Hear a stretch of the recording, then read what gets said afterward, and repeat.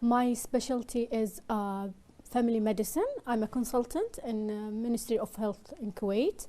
My background, I've been treat patient with a multiple condition like hypertension, diabetes, pediatric cases like upper respiratory, eczema, the most common condition that patient go to the polyclinic.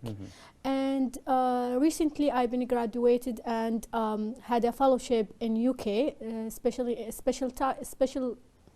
Specialty in obesity. Yes. Why did you choose that? What did really drive you to do that? Obesity is really a global crisis in the world.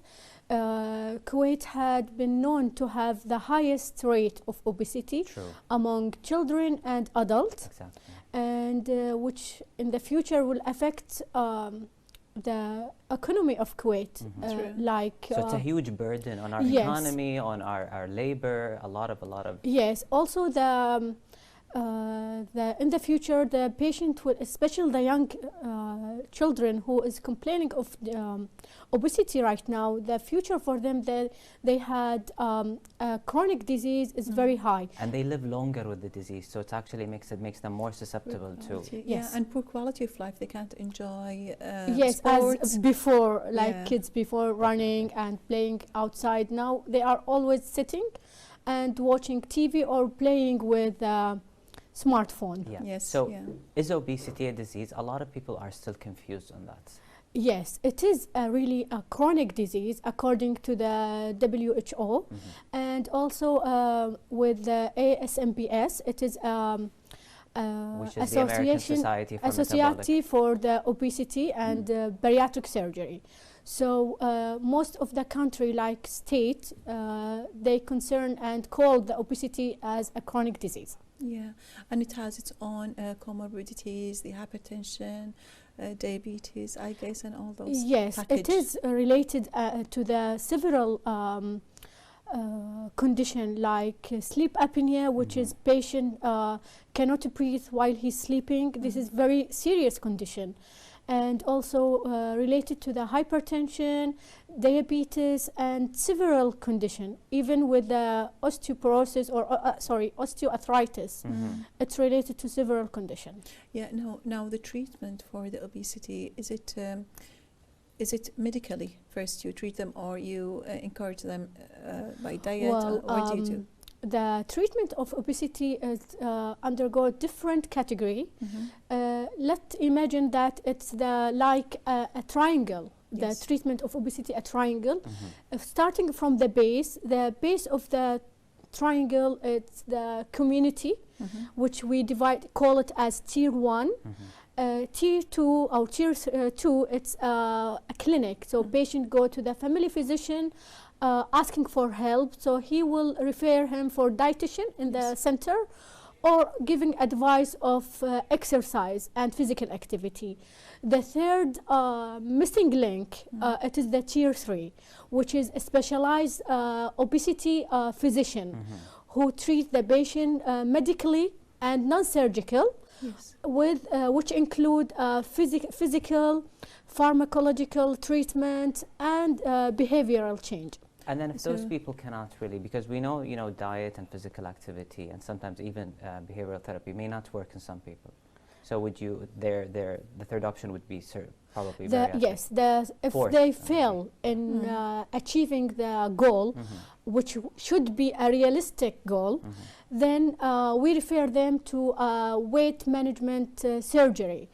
According to the surgeon, he will choose what's the best option for this patient, because there is a several type of surgery, and each patient have different different needs. Which surgery he will need. Before you go to surgery, would you give any pharmacological options, like now the very trendy injections? Yes, according to the patient needs, and if patient can afford to buy this medication, because it is expensive, and we should teach the patient this medicine, it should be long life.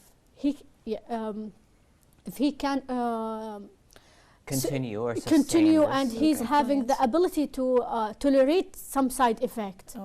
So what's the side effect of that?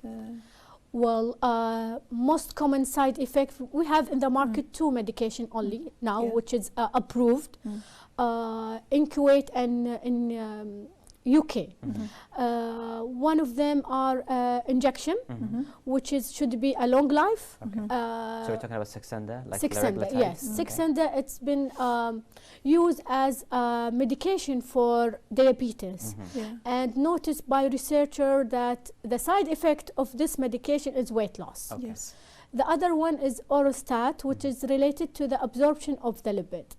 For example, so it blocks fat absorption. Yeah, it reduces yeah. fat absorption. Orostat, for example, it's patient will complain of bloating, sometimes abdominal pain, discomfort, but the weight which can achieve maybe 5 to maximum 10%. Also with the Saxenda, around 5 to 10%, and not all the patient will achieve the 10% if they didn't change their lifestyle. How about so surgeries? It's different according, I think, to the severity of the obesity. Yes. If it's morbid or it should be used with morbid obesity. So class 1, so about a BMI of 30 probably. Yes, 30 to above. And then with weight loss surgeries, how much weight loss do we expect with that? Well, patients should understand these things, that weight loss should be calculated as the excessive weight loss. Excess, Not the weight over the normal weight. For example, if the patient weight, for example, 100 and the expected weight for his height and according to his BMI, it should be, for example, 60 or 70. So the 40 kilo or 30 kilo, this one, it should be reduced to 60% or 50%. So he'll end up like 80 kilogram. 80 to 75. 70, if he reach, for example, 55, we consider this one as malnourished. He's undergoing several complications for post. So if they lose a lot of weight, if they go down. And what I think you deal with these kind of patients, right? So what do we do? What do we do with these patients? How do you? What's the management? For example, for the lost a lot of weight. So post-bariatric surgery, I guess. I mean, we want to ask you. I guess we want to ask you first about probably what do we do first to prepare for the surgery? I think. Well, this patient undergo a several assessment. There should be a team for the tier 3 service. It's multiple professional specialty. For example, psychiatry, psychiatrist, nutritionist.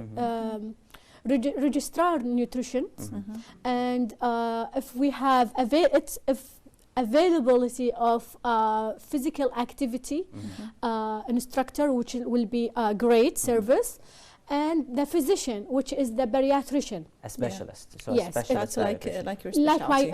Yes. So you're talking about a multidisciplinary team. Yes, the MDT. So this patient will undergo a several assessment according to his mental health and physical activity and dietary history, and also the way he eat. And we ask the patient to bring a diary for his diet, because several patients, they said, we don't eat and we become fatter and fatter. Okay, so then they should self-monitor themselves. They should keep a diary. That's such a great advice. Let's take this report and then we'll come back and continue to hear from Dr. Shayma. Thank you. Thank you.